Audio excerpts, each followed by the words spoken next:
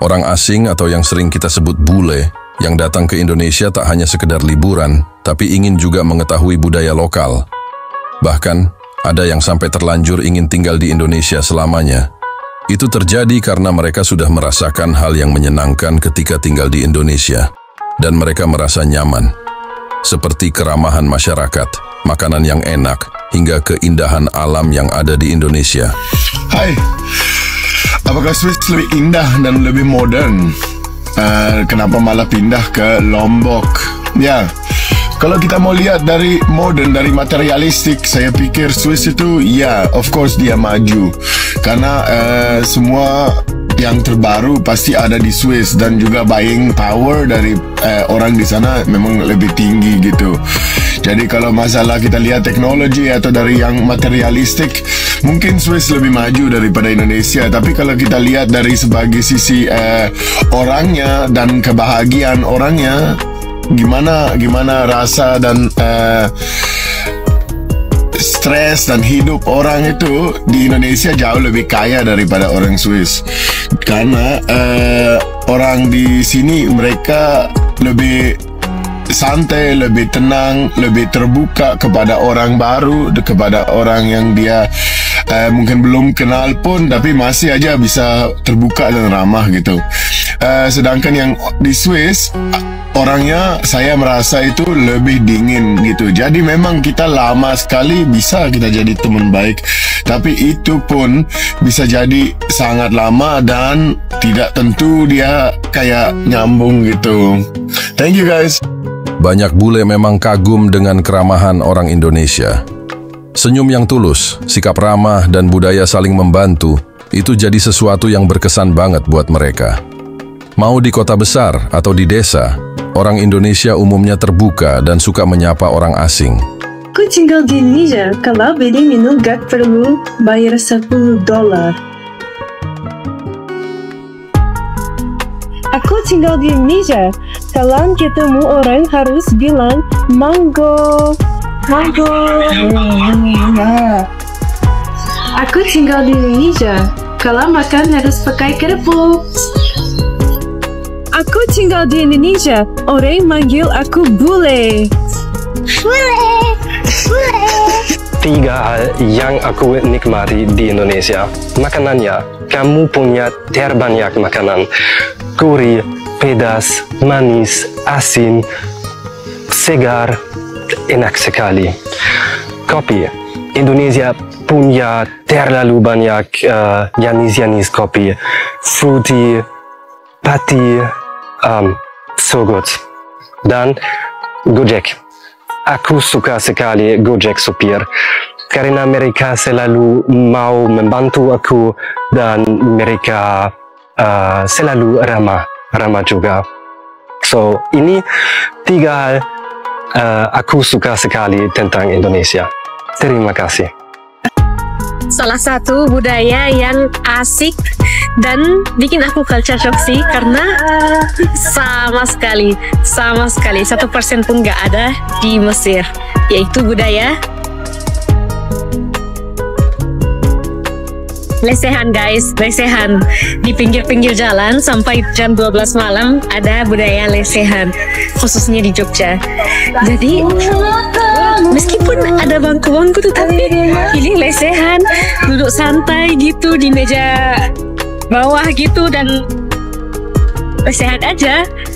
Nggak tahu gimana orang Arab melihatnya, tapi ya orang Arab lebih kalau ke restoran atau apapun gitu memilih untuk lihat ada bangku-bangkunya. Tapi kalau di Indonesia lebih memilih ke lese-lesehan gitu. Jadi hal cocok sih. Bang, jika orang Indonesia ke Swiss, gimana caranya? Well, terutama apa tujuannya kan? Kalau ke Swiss itu, kalau mau liburan, ya berarti gampangnya pakai seperti kita kesini gitu. Ada travel yang bantu kita di sana, yang tunjukkan kita kemana kita harus pergi dan tempat wisata yang bagus, restoran yang apa kita coba, dan perkenalkan kita dengan apa sejarahnya dan cerita-ceritanya di daerah yang kita lagi kunjungi. Kalau kita mau ke sana, seperti ada teman saya dari Jakarta juga, dia sekolah di Swiss.